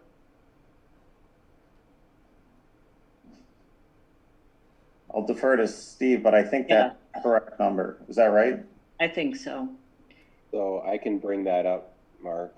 That's what I've got on my notes here, so it's, I'm sure it is. So, given all of that, I like to have this a finished project, new field, the accoutrements around it, and the cement piece too. I mean, it makes sense. If we're going to have these mobile goals, we have to have a place to store them. That's part of finishing this part of the project, or we're going to rip up the field as we move those things around. So, to me, these are essentials to finish it the right way. And given that we're not taking it out of operations, that it will be repaid, I don't see 47,000 as hindering us. So I would support it as well, and I'd be happy to place a motion to that. Can I ask one more question? In March, I think as you gave us the minutes, we initially motioned to support the project at 641,000, and then it was backed off 12,000 because we weren't gonna move the scoreboard, but now we are moving the scoreboard. So what is the contribution from the district? Oh, so it's the first one. The motion to not move the scoreboard did not pass, Joe. Oh, so it is the 641. Yes. Perfect. Okay. Yeah. I don't know. I think, again, I come back to, you know, there's a lot of hidden costs that we don't know about. And, you know, I know all of this stuff is nice to have, but, you know, I cannot support that.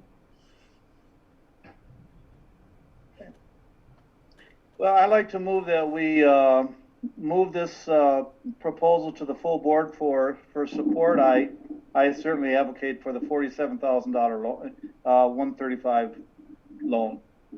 I would second that motion. All in favor? Aye. All opposed? Nay. Okay, so we will move that forward to the board meeting next Monday night. So thanks for everybody who had joined us for that discussion. Appreciate that. Jack, do you mind if I jump into the Federal CARES Act funding agenda item? No. Thanks for joining us and providing insight, guys. Good job. Yep, thanks for letting us provide input. Thank you. Have a good night. Thank you. Yeah, let's get into this Federal CARE Act. So we were talking earlier during the third draft of the budget that I wanted to hold off before asking you to have a motion to send this before the board, because we are getting to the point now where expenditures are being committed regarding COVID-19 school reopening plans. Those expenditures that are being committed are exceeding the funds that we have received through the Federal CARES Act funding.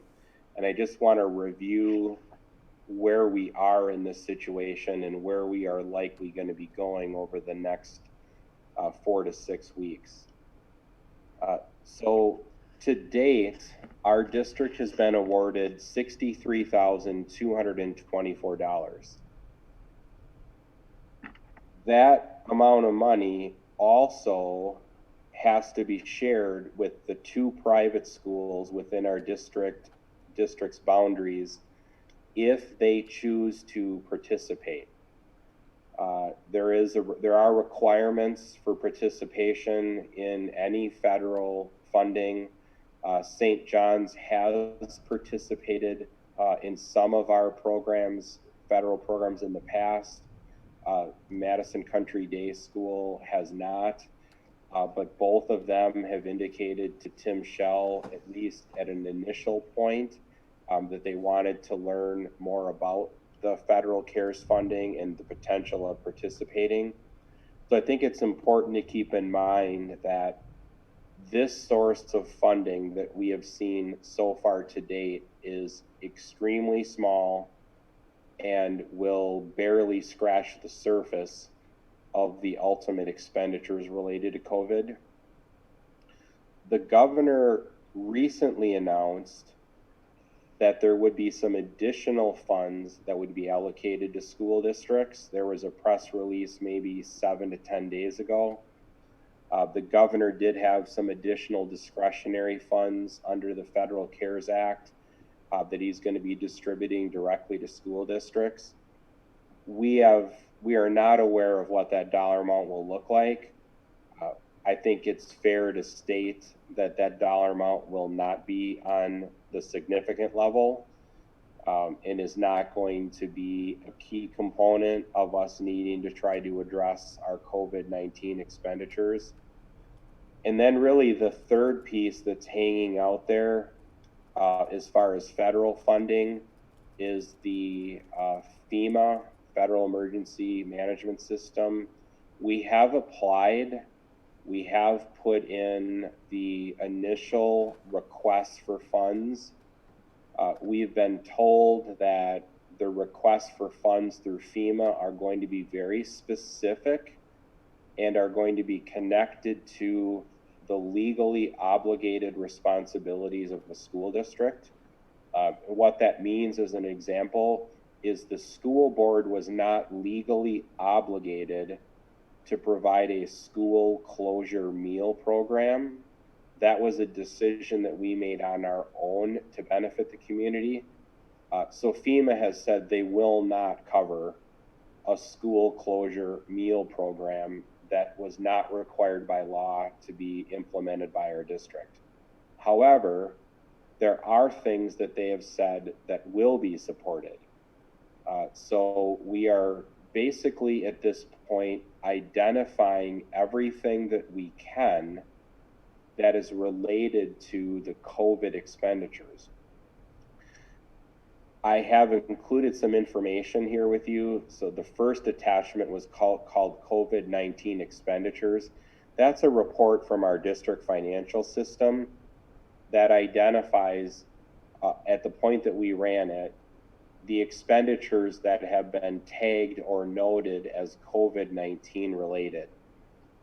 We do have John, and I'm not sure if Audrey was able to join us or not, but we have a significant amount of expenditures coming in the custodial and maintenance area. And we are starting to identify those expenditures as well.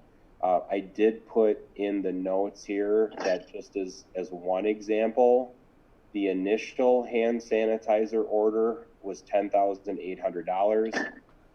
Brian Garbarski is working on an employee illness tracking software system through Qualtrics. That's $9,000.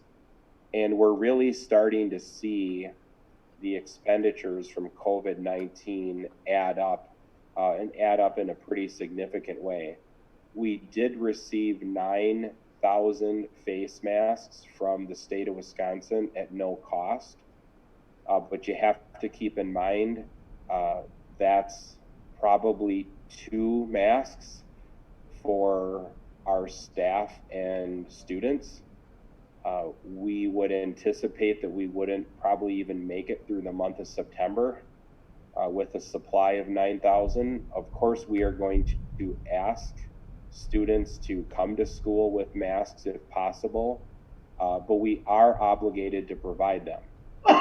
So we do need to get a secondary and third mask orders in so that we know that when the first supply runs out, we have more coming, more in the district. We need to know that as we start tapping into that supply, that we have more coming. We have to be prepared for these expenditures as we move forward.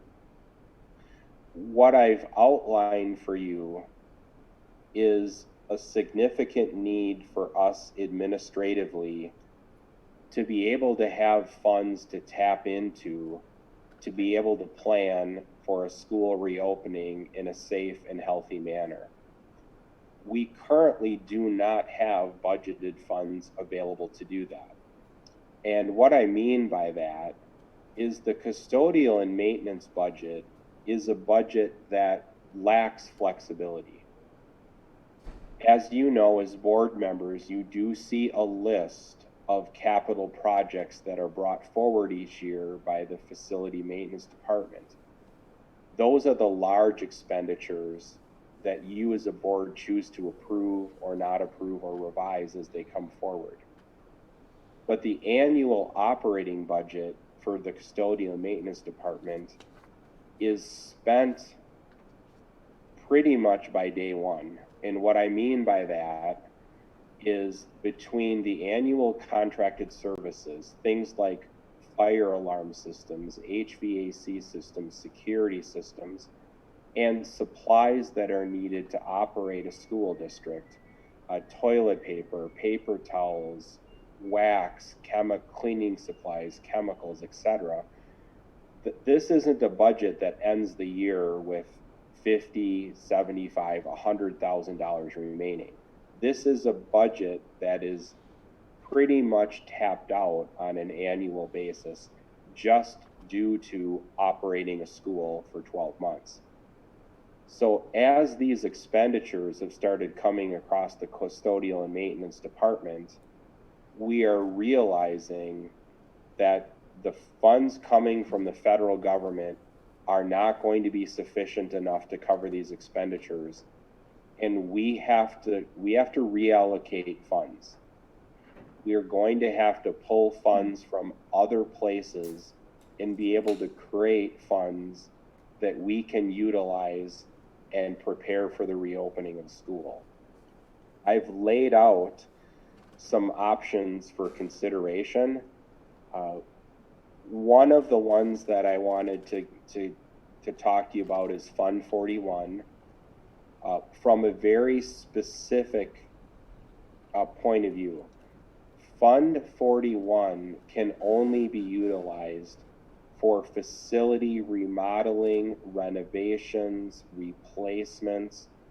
We can't buy masks from Fund 41. We can't buy hand sanitizer. We can buy plexiglass barriers and have them installed in offices. We can buy classroom dividers. We can use that fund for facility-related renovations and improvements. So keep in mind that funds do exist in Fund 41, and that may be something the board would want us to utilize as facility modifications come forward with the reopening of school. Besides that, we do have some other options to consider. As you know, we have a planned amount for salary increases this fall. That planned amount can be changed and reallocated or partially reallocated to COVID expenditures. We can reallocate funds from building department budgets. An example might be a 10% across the board reduction in all building and department budgets. We can reallocate funds from district budgets.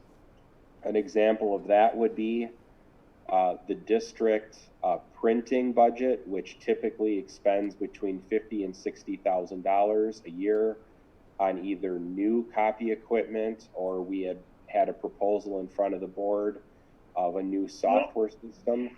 That can all be stopped. We haven't done any of it this year. It's all on hold. We can take that $50,000 to $60,000 and immediately transfer it over to COVID expenditures. We can look at the district contingency fund, which has $100,000 in it as of July 1st. We can look at the facility related costs in Fund 41. We can also look at 2019-20 end of the year funds, and I'm sure there are other ideas as well. What we're looking for a discussion tonight from the budget committee members is, what are you comfortable with us exploring as options for freeing up funds related to COVID-19? Are there ideas that are in front of you in board book that you're comfortable with? Are there ideas that you're not? Do you have other suggestions that you want us to consider?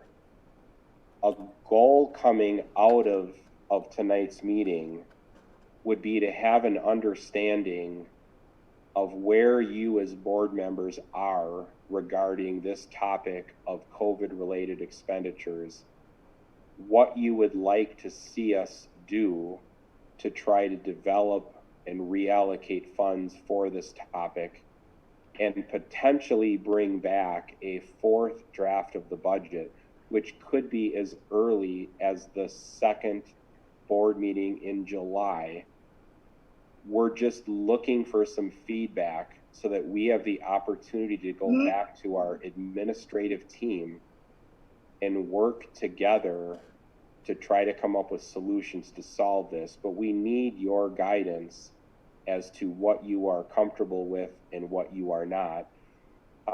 I know that we've got some folks on the call as well. Like, if you have questions about what the maintenance department is trying to deal with and the costs involved, I know John would be happy to speak, and Audrey if she's on.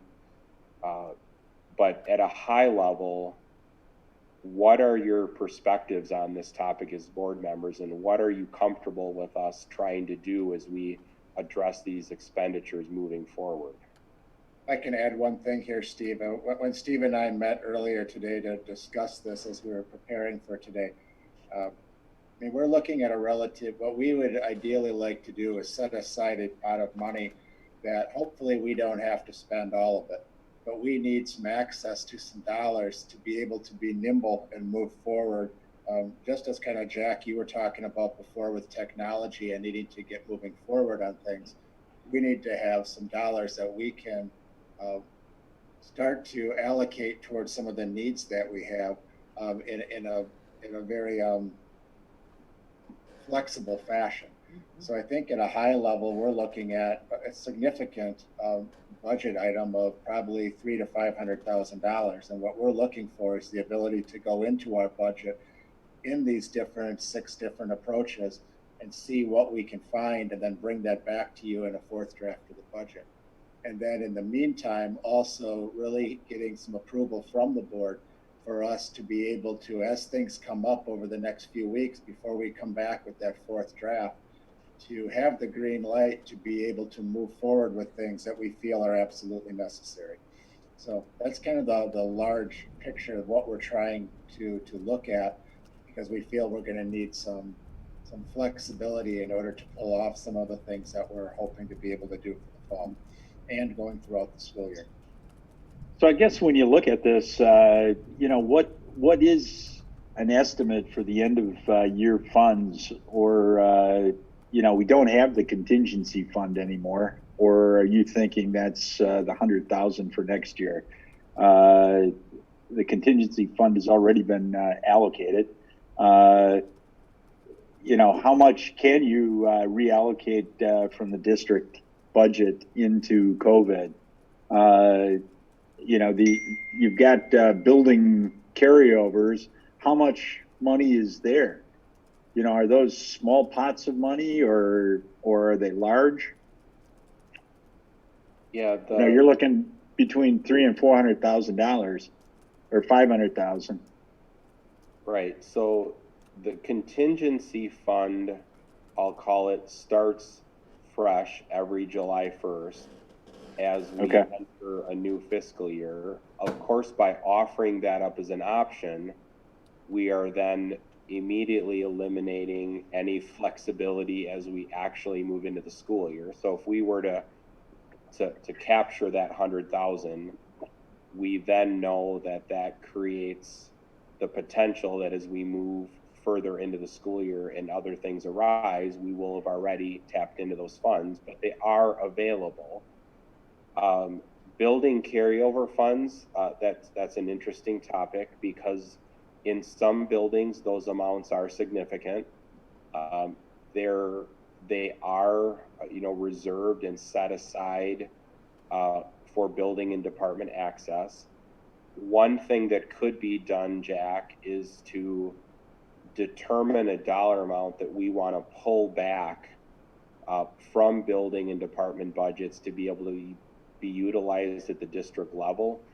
Just throw out an example of 10%, could be 15, 20.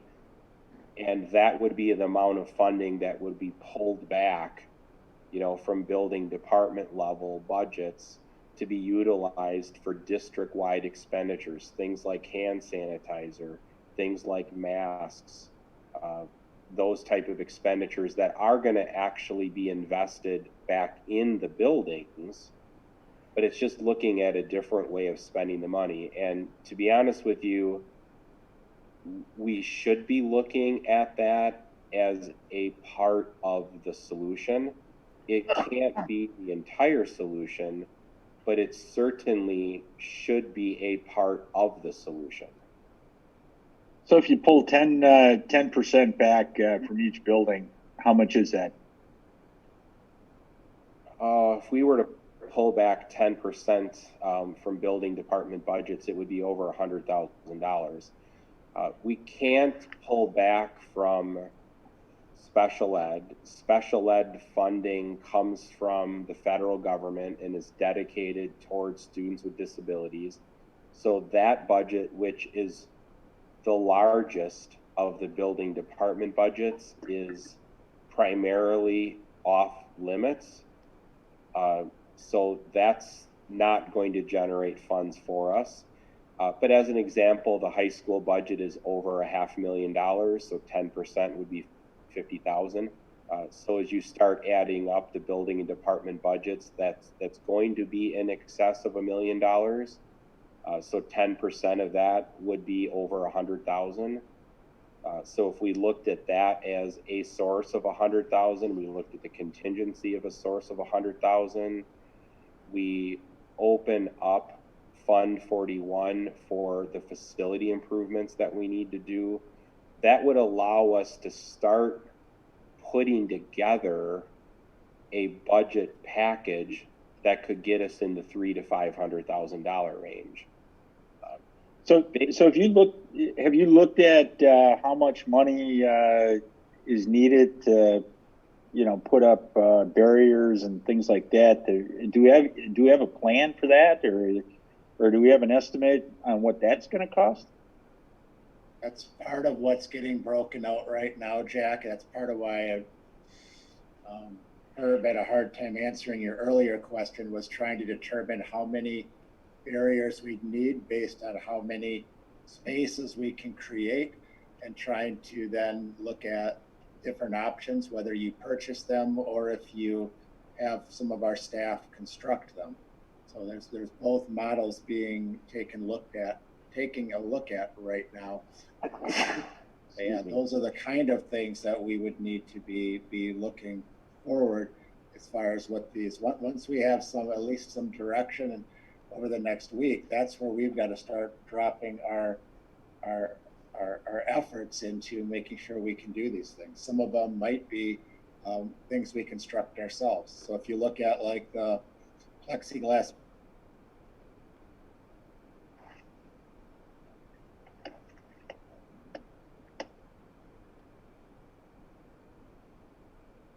Uh-oh, we lost Randy.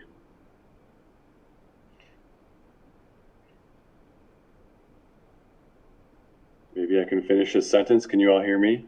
Yes. Oh, there, he's back. Randy. We have constructed just the beginning of our plexiglass barriers for the front offices. And I would have to say that manufactured barriers are on the order of 10 times more expensive. So that's why I chose to at least get started with what we have in a cost-effective way. That is really just scratching the surface on what we need to do if we're getting back into the school. And of course, you all know we're waiting for guidelines from public health as to what that may look like. Further, I've spoken to Randy about what the potential impact would be for, our fire code. We have to get this stuff passed. The authority having jurisdiction where it's even safe for our kids if we're putting up curtains and all kinds of other stuff as we make modifications. So we have to be cautious, and we don't want to employ large companies and contractors to do these elaborate barriers and dividers if public health says no school. So we have to be cautious, and unfortunately, we take little steps and have little wins and do what we can as cost effectively as possible right now. Thank you, John. I'd like to weigh in on that list. I would like to start with Fund 41 and anything that we can pull out of that. I think we have $1 million sitting there, don't we, with the money that we've been putting there from the referendum. Is that right? Yeah, it's over $1 million. I would like to pull as much as we can for dividers, for, building modifications. I'm really okay with saying that department and buildings get 10% less or whatever you feel is appropriate. I know that in curriculum, sorry, Tim, for pulling you into this, but he has a fairly large book budget and curriculum writing budget, and maybe we could utilize some of those monies because there'll be some PD and some, platforms that we might need to go virtual or to help modify things, and maybe we can pull from curriculum for some of that. To me, the one item I would not touch is reduction in salary. Thank you. If I could also voice in, I really support everything Joan mentioned. The salary thing I'm leery about just because, well, for a lot of reasons, but that still could be affected significantly when the state comes out with what they are or they're not going to pay us. And so to even allocate that without knowing if it's going to be there with state funding, I'd like to stay away from that if we can. Also, with all the work our staff are doing across departments, across certifications. So that I like to hold back from. The contingency fund, I'm a little bit leery about taking all of it. I think we could take a percentage of it. Last year, thank God we had it because we had an emergency issues that we needed to spend all of it. And so I hate to use all of it at one time. So, but all the other items I think are fair game, including, and at the end of the year, leftover funds. What's, we talked about that in the spring that we'd like to see some curtailment on that. And we talked about holding back on the printers in the spring. So, on essential expenses that aren't going to change the operations. If we could harvest from that, that'd be real positive.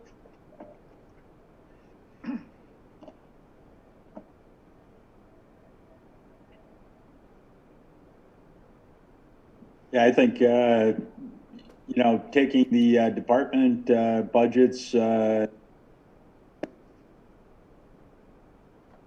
contingency, I think using a portion of all of those, and I would even look at salaries, because, there's a lot of,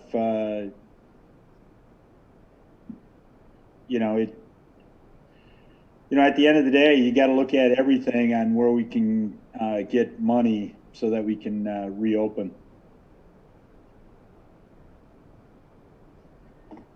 So what we were, as an administrator, so we appreciate all that feedback. What we would be requesting is the board to move the third draft of the budget, which we had discussed earlier, forward for approval next Monday night, with the addition of the budget committee directing administration to develop a fourth draft of the budget that would come back to the special board meeting date in July to create funds available to apply towards COVID-19 related expenditures while allowing the continued movement forward of planning for school reopening.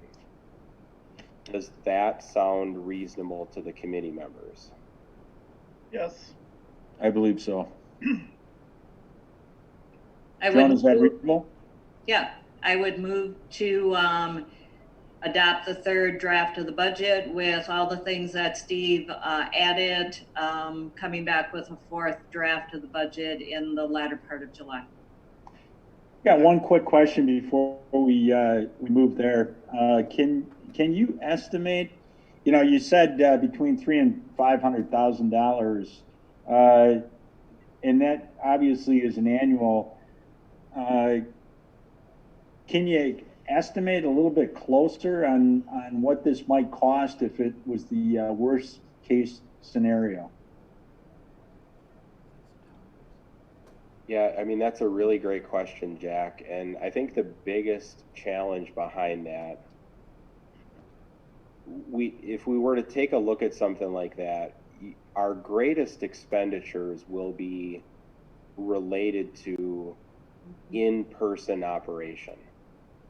Things like continuing to purchase large quantities of hand sanitizers, masks, facility modifications, technology, as Herb outlined earlier today.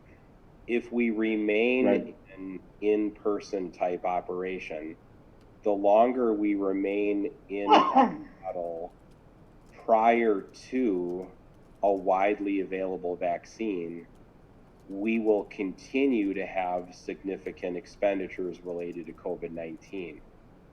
If that's the case, we clearly would be on the higher end of the spectrum that Randy shared before. If things go in a different direction and in-person is scaled back, most districts actually were seeing cost savings in that type of environment, whether it was transportation, substitute teachers, pulling back on utilities. So it's going to vary widely depending on the educational model. But yes, we can assume, we can do some modeling based on, the hand sanitizer purchase that John and Audrey put in. How many times would we have to do that this year? How many times would we have to reorder masks? How many times would we have to do A, B, and C? That's what we do want to prepare for, because that would probably be the highest end of the cost spectrum. And we would want to set aside enough money for that. Right.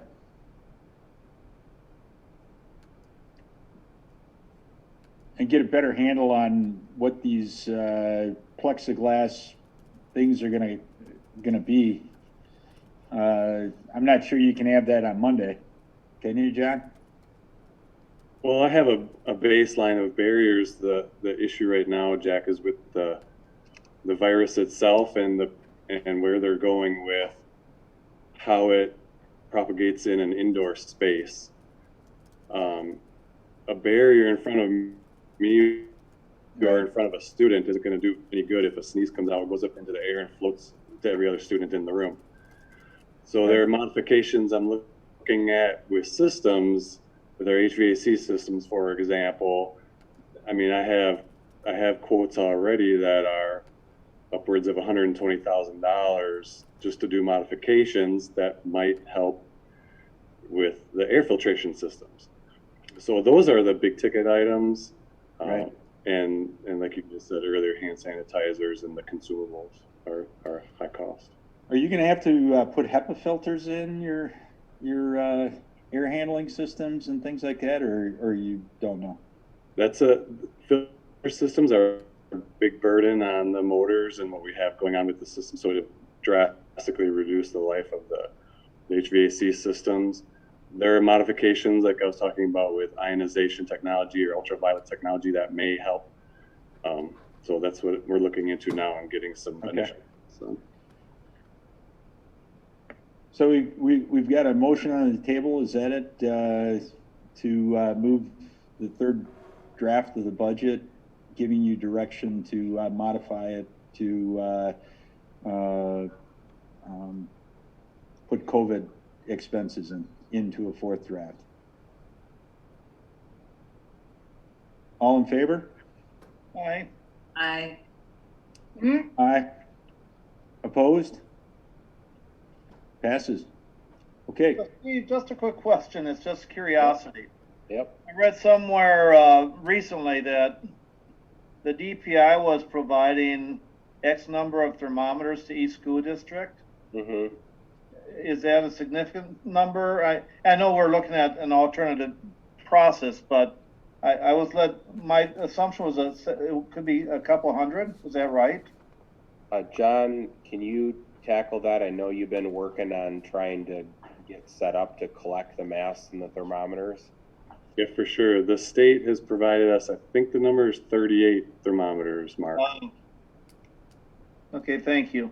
But I do believe I can get a verification on the number. Well, I was just wondering because I saw it in the paper. I just didn't know what the hard number would be for us. So thank you. You're welcome. The last agenda item, I shared information with you under other items for discussion. The rating agency Moody's prepared a credit analysis for our district. I'm going to just open it up real quick. The most important thing is that they assigned us with a negative outlook. If you want to kind of look underneath the summary section, on May 26th, 2020, a negative outlook was assigned to the Waunakee Community School District. Just like it sounds, negative outlook is not good. We tried our best to help Moody's to understand our 3-year plan of pulling down our Fund 10 fund balance while building up our Fund 41 fund balance. That was a difficult concept to try to get across to the folks who were analyzing our credit. We did provide some, what I thought were pretty powerful, data points from our Forecast 5 system. We combined our Fund 10 and Fund 41 fund balances that showed that we were still in a strong overall financial position. We did provide comparable data as well. But in the end, after reviewing all of the information they shared with us, they chose to provide the negative outlook. What does that mean? It's normally the first step in downgrading our credit. Basically, Moody's doesn't typically go from,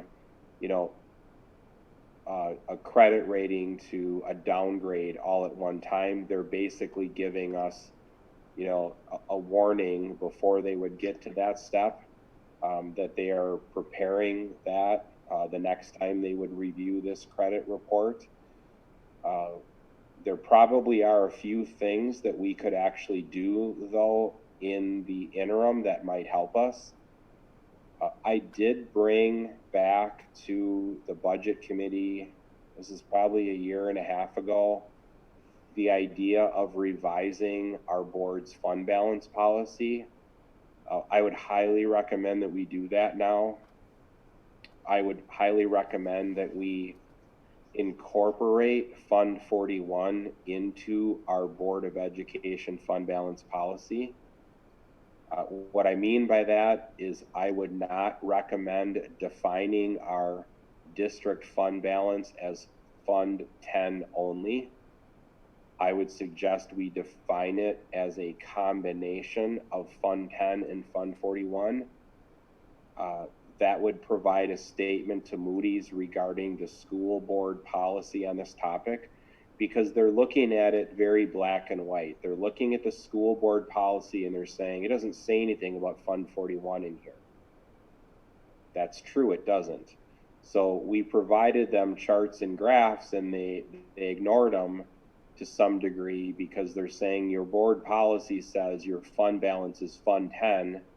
Your board policy has a goal of 15%, and because you've been moving money over to Fund 41, you're not at 15% anymore. Steve, So, what are we when we combine them? What's our percent? I believe the last time I looked at it, combined, it was still over 15%. I think it's like 15.1% combined together. Okay, But they were looking at the board policy saying the Fund 10 piece doesn't meet your goal in your board policy. So my suggestion is that if you are open to that, I would bring this back to a future meeting of the budget committee and give some ideas. I don't think we want to just sit back and not do anything. I think we should try to advocate for our position that we are viewing Fund 41 and Fund 10 as both fund balances available to the district. The Fund 41 is segregated for facility use. Fund 10 is for everything. But the bottom line, though, is that whether the money is in Fund 10 or Fund 41, the board can use it for facilities at any time. So whether it's sitting in one fund or the other is really, to me, not significant. And I think it would be better if we identified that our fund balance goal of 15% includes a combination of funds sitting in Fund 10 and 41. so Steve, is 15% the gold standard? Because I know there are districts, I've seen that their fund balance is as low as 8 or 9 or 10%. Sure. Yeah. And does that affect, do they therefore have a lower credit rating than we do? Yeah, so the 15% was a number that the Department of Public Instruction used a very, very long time ago. And generally speaking, a fund balance has to be a figure where a school board is comfortable with the amount that they are borrowing for cash flow purposes and that they have enough funds on hand in the event of an emergency. We could operate with a 5% fund balance. It just means we're going to be borrowing a couple $1 million more in our cash flow borrowing. We could operate with a much larger fund balance, which would mean we would be borrowing less. Districts can operate just fine with an 8% fund balance. The connection to the credit rating is a combination of a wide variety of factors. Like when you look at the summary, there's a couple of things that they always identify about our district. Right. The tax base is one of them. The wealth/income indicators of the community is a large one. The growth rate is a large one. The student enrollment is a large one. Fund balance is a large one. They look at a wide variety of data points to make decisions. A district could have a 20% fund balance, but have a student population in decline and an increase occurring in the community in poverty, and that could get them a downgrade in their credit. So it's just how all of those factors end up combining together to come up with a total credit analysis. We have most every single factor in our favor, and we have for a number of years. What is against our favor right now is the fact that the Fund 10 fund balance percentage has dropped while we have been increasing the Fund 41 fund balance, and Moody's doesn't understand the plan that was put in place by the board. I think they need to see something in writing in a board policy to help them understand the board's intentions. Does that make sense? Yeah, it does. So I guess the reason I'm asking, I like the idea of a policy restating, including Fund 41, but since we are funding out of Fund 10 into 41, would it hurt us or would it be prudent to then say, a goal for Fund 10 to be 14.5 and a combination of the two to be 15 or 15 point whatever. Well, absolutely, sure. Restating the goals would certainly be a good idea to consider. So I think that would add clarity to who's ever auditing that, okay, Fund 10, our goal isn't a 15 point. If we could redefine what that goal ought to be, whether it's 14.5, 14.7, in combination, these two should equal X as our goal. That might help us considerably. Right, I would agree. That would be a good plan. So are there any questions regarding this topic, and does the board feel comfortable with a future agenda item taking a look at the fund balance policy? Yes. Yes. Okay, that's the last item I had for you this evening. Any other comments for the good of the cause? Motion to adjourn? Motion to adjourn. Second. All in favor? Aye. Aye, thank you, everybody. Thank you. everyone. Have a great night. Thank you. Stay safe out there. See you on Monday. Okay.